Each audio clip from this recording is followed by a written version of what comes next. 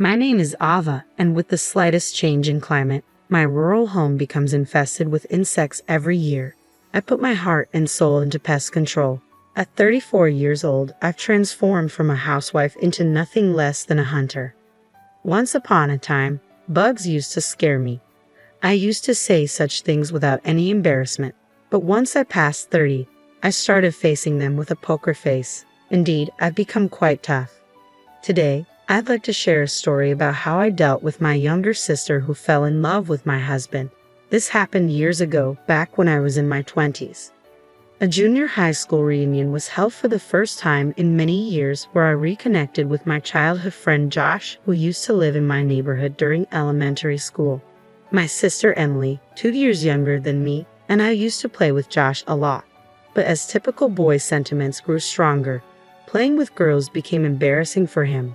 Josh distanced himself from us when his family moved away in junior high, and we lost touch.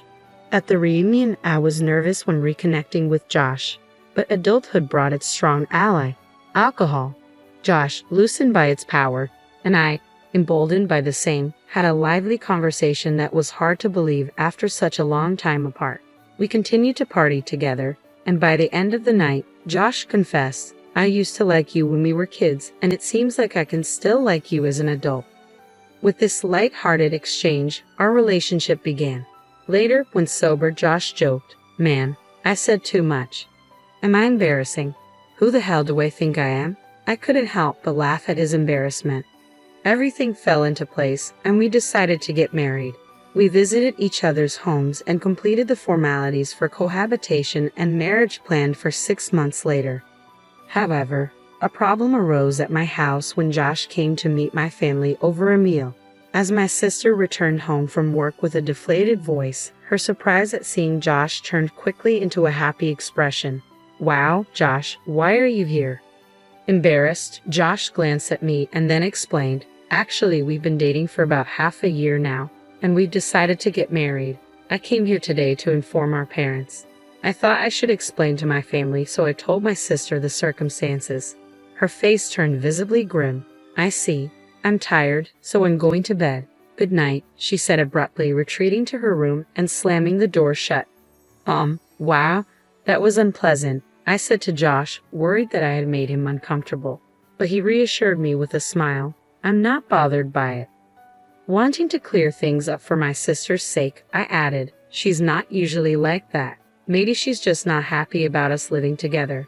Even our parents didn't show any problems, so I couldn't understand my sister's strong reaction. Still puzzled, I debated whether to ask her directly, but as I headed to the bath, I ran into her in the hallway. I started, unsure how to begin, as she fixed me with a devilish glare. "I can't believe you're marrying Josh. I've always loved him too. I'll never forgive you for this." With the rage of a demon, she stumped away, leaving me staring at her unexpected confession. Seriously, she was in love with Josh. I muttered to myself, feeling like the plot was straight out of a daytime drama, holding my head in disbelief. After a night of restless tossing and turning, I finally found clarity. Is it really a problem if my sister loves my fiancé? After all, our marriage is already decided. If Josh had loved my sister, it would have been a different story, but that's not the case.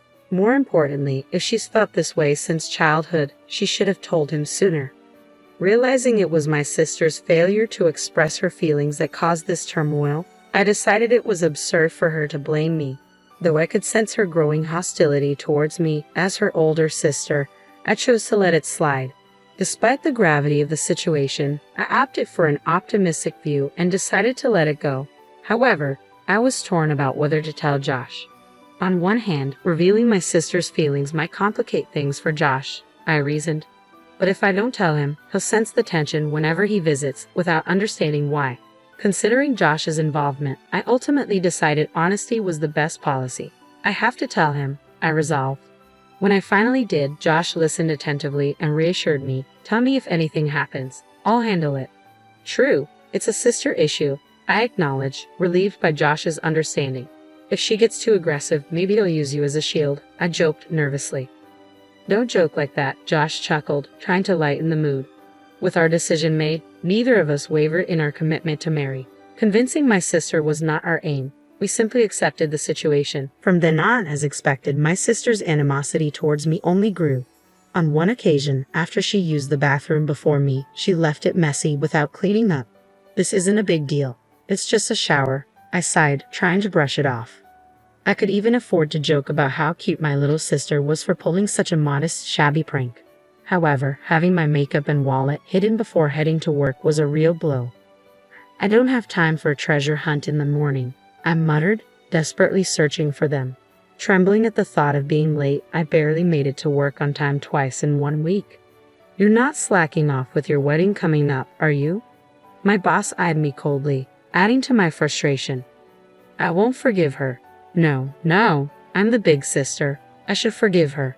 But I won't. No, I muttered to myself, conflicted. Initially, my parents were unaware of my sister's harassment, but after she started hiding my valuables, they began to notice something was off. "Why are you doing such childish things?" My mother scolded my sister, though my sister seemed to revel in annoying me. The real issue, however, was my father. Ever since my sister was born and my mother's health declined, he had cared for her as if she were still a newborn. He doted on her more than me, or rather, he was biased towards her. His experience in parenting had made him feel like a mother, and I couldn't fault him for that. I, too, loved my sister, especially considering the tough times we grew up in together. Reflecting on our different treatment, I recall the childhood incident when I had wanted to go to an amusement park, but she had insisted on the aquarium. My father, always siding with her, promptly decided on the aquarium. I remembered my mother, always checking if I was okay with his decisions, asking, "Are you sure it's okay not to go to the amusement park?" Honestly, I don't harbor any bitter memories of my father's favoritism towards my sister, but if my mother hadn't balanced things out, I might have felt inferior. Plus, at the time, even my friends remarked about how my sister received more affection. I didn't dwell on it. I simply accepted that there was a bias in love everywhere. Maybe it's just my inherently optimistic personality. I always look for reasons not to feel down. But this time, my father clearly took my sister's side. Apparently, she accused Josh of stealing her boyfriend, which in my father's eyes painted Josh as the villain. I understood his protective stance, imagining the plight of the sister who was left behind while her elder sister was about to get married. In response to my father's thoughts, my mother intervened, saying, "I don't see Josh as the kind of person who would do such a thing," voicing her skepticism. "No, that's not true. Listen to my opinion," I countered, hoping they would consider both sides fairly. My mother, known for not taking our words at face value and judging us fairly, tried to mediate. But my father's protective instincts overruled reason. "I can't bear to see my poor sister dumped and even my elder daughter being played with," he insisted adamantly. "I won't allow this man to take advantage of my beloved daughters. Wake up." It felt like I was being pushed into a corner, unable to make my voice heard amidst my father's firm convictions. Though he loved us deeply, his favoritism caused a strain this time. The growing opposition to my marriage troubled me deeply. So, I made a decision. I would leave home earlier than planned and live with Josh. Simply put, if the issue stemmed from my sister, distancing myself seemed the best solution. If I'm not at home, I won't be harassed. Problem solved, I reasoned, finding peace in the decision. And indeed, our life together passed peacefully after that. As days went by, my mother softened her stance, acknowledging, "I think your side of the story is probably right. You're an adult now. Do as you like, live freely." Surprisingly, my father remained silent, though dissatisfied. Deep down, he probably thought that even if Josh and I broke up, I would be pitiful, and he couldn't fathom Josh turning to my sister. I suppose my father thought it was the best solution. I felt sorry for Josh, unfairly painted as a villain, but with no word from my troublesome sister. I thought everything had settled. Then came the wedding day. As expected, my sister didn't attend, and my father took the opportunity to suggest, "It's not too late to reconsider your decision to marry. Marriage comes with all sorts of challenges, so be prepared." My mother, always mild-mannered, added, "Needless to say, really?" In the background, my father looked pale. Not everyone might have blessed us from the bottom of their hearts, but under our parents' watchful eyes, we exchanged vows. The next day, the intercom of our home chimed loudly. "What's going on?" Josh and I jumped up, rushing to the monitor. To our surprise, my family was visiting us. Dad, Mom, and even Emily. "What's going on?" I asked, bewildered, as my younger sister glared at me with sharp eyes. I kept quiet, But she continued, I'm pregnant with Josh's child. You have to take responsibility. What does this mean? I blurted out in shock. Fortunately, we don't have a child yet. You can't just force us to break up and marry Josh. Ignoring my protests, she persisted, you should give Josh to her. Confused, my mother intervened, asking, what's going on? Josh, still half asleep, stumbled to the front door behind me. What? My child? He shook his head vehemently. No, it's not like that. We didn't do anything like that. His denial was almost comically emphatic. I know. You should stop this panic. It's suspicious, I added, trying to hold back laughter. How many months pregnant are you? My sister pressed on, undeterred. 2 months. If Josh doesn't take responsibility, this child will be fatherless. Isn't that pitiful, Mom? Startled by my sister's sudden revelation, my mother looked between us, clearly uncertain of how to respond. Josh and I exchanged amused looks, struggling to contain our laughter. Ha ha ha. I chuckled nervously, trying to explain our laughter to our confused parents who couldn't grasp the reason behind it. What are you laughing at? My sister Emily asked, flustered by our sudden outburst. Well, 2 months ago, I started, tears welling up from laughing too hard. We had fun last time, didn't we? Josh interjected, catching my sister off guard with his unexpected question. My parents remained perplexed, their expressions filled with disapproval as they didn't understand Josh's playful intentions. I was probably the only one who caught on to his subtle plan. By the way, Emily, how many abs do I have? Josh continued, throwing another curveball. Emily looked blank, clearly puzzled. I was on the verge of bursting into laughter again. Josh, are you serious? Talking about your abs like you've lost them, I managed to say between giggles. What are you talking about, Josh? Emily asked, clearly bewildered. The correct answer is 0. I was about to confirm that Josh was just teasing when he solemnly confessed, I actually have no abs. Even my mom couldn't help but chuckle at his antics. It seemed like a contest to see who could make the other laugh the most. Here's question 2. Have you seen my moles? How many do I have in total? Josh continued, his strange questions leaving my sister at a loss for words. Hey, wait, what? Emily stammered, unsure how to respond. Josh persisted with his playful interrogation, leaving my sister flustered. Well, that's to be expected, I thought, seeing Josh's mischievous grin and my sister's confused expression. It was like a game to him, delighting in teasing her and watching her struggle to answer. Despite knowing she could end it by denying everything, Josh seemed to enjoy keeping her on her toes. In fact, even my mother began to suspect something was amiss. Isn't there something odd about their relationship? She murmured quietly, observing the dynamic between my sister and Josh. Of course, I thought, realizing that such banter wouldn't be possible if they were genuinely intimate. Moreover, it would be too embarrassing in front of our parents. The very act of having such a light-hearted conversation was proof that nothing had actually happened between them. Josh was simply enjoying his own way of playfully teasing Emily like a child with a new toy. It was both amusing and slightly unsettling. What a mischievous man he could be. I watched closely, wondering how my sister would react to Josh's playful banter. She pondered the second question, visibly tense. On like 10, she finally answered, nervously guessing. Buzz, sorry, the correct answer is I don't even know, Josh proclaimed dramatically. Even my father couldn't contain his laughter, doubling over in amusement. At the same time, to cover his amusement, he feigned frustration. Love is enough, Josh. Don't you dare joke around after causing my daughter such distress. My father interjected sternly, preparing to scold Josh. Wait, listen, I interjected, trying to diffuse the tension. You said the pregnancy was 2 months along, right? Considering the conception period, there's no way the child could be Josh's. What do you mean? My mother asked, intrigued by my point. Can I say it? I glanced at Josh, who reluctantly nodded with a deeply embarrassed expression. Wait, hold on. Can I say it? Can you? Josh stammered nervously. Oh yeah, I'll do it, I replied, despite the awkwardness. Josh puffed out his chest bravely. Mom and Dad, the truth is, during that time, I was stung by a bee in a very sensitive area. At this revelation, everyone, even my sister, burst out laughing uncontrollably. That's enough of the lies, Josh. There's no way you were stung there, my father exclaimed, torn between anger and amusement, while my mother laughed uproariously, clapping her hands. No, well, It's embarrassing, but it's true, Josh insisted, his face and ears turning bright red rapidly. It was hot, so I thought I'd cool off. Taking advantage of the fact that I couldn't be seen from outside, I opened the window and was relaxing in the nude when a bee flew in and stung me. I struggled to contain my laughter, trying to respect Josh's embarrassment in front of my family, but it was too hilarious not to join in. There's no way a man could be that embarrassing, my father chuckled, shaking his head.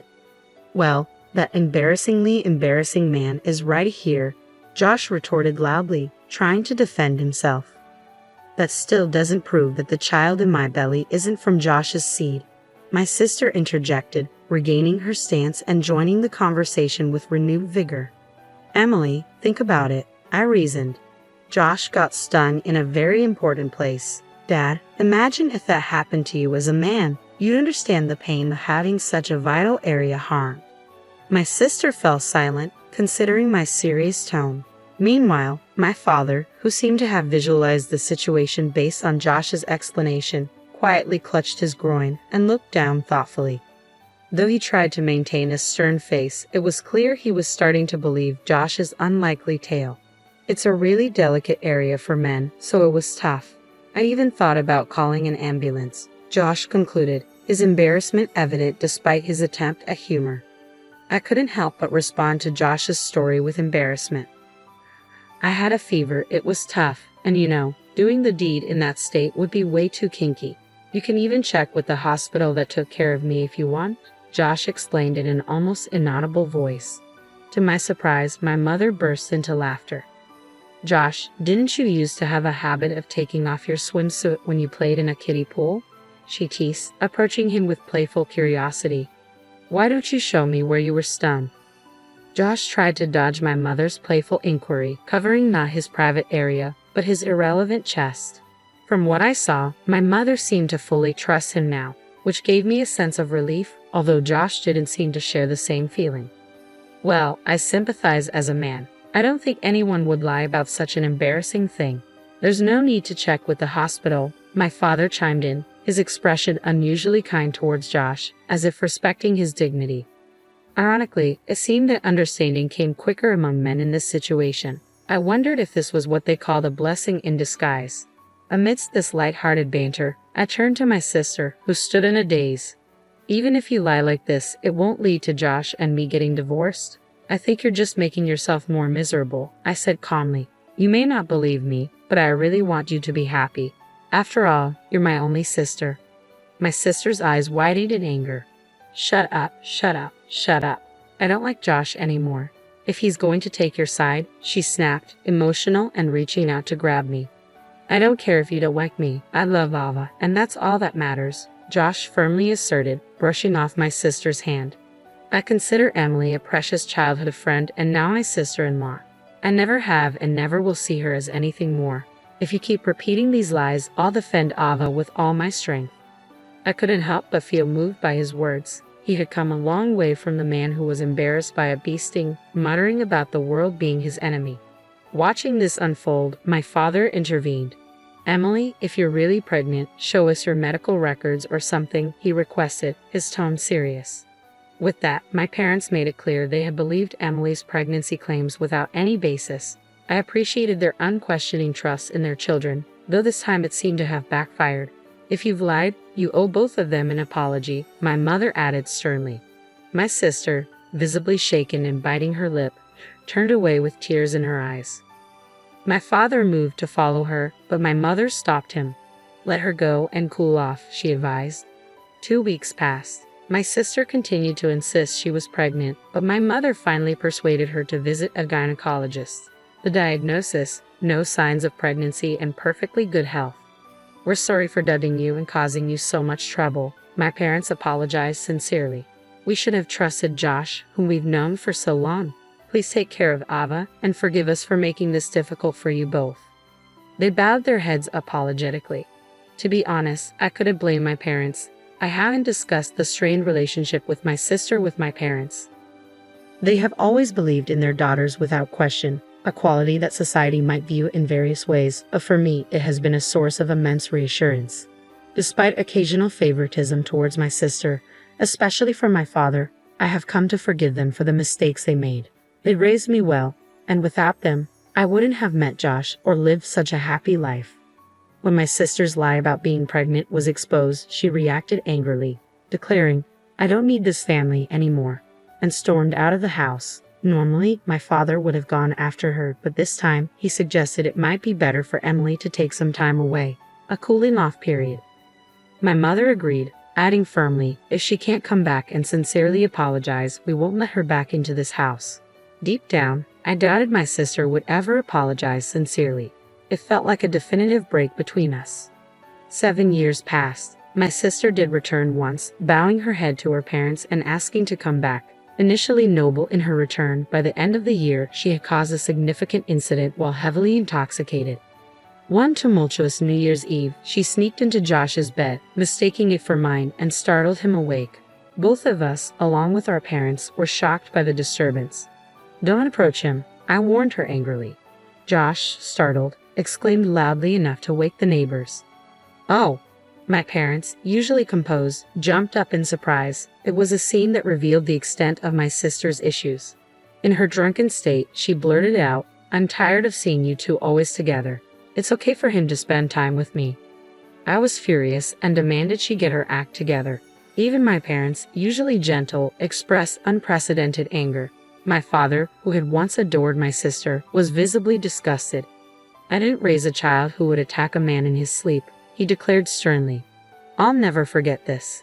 Despite my sister's tearful apologies once she sobered up, my father remained resolute.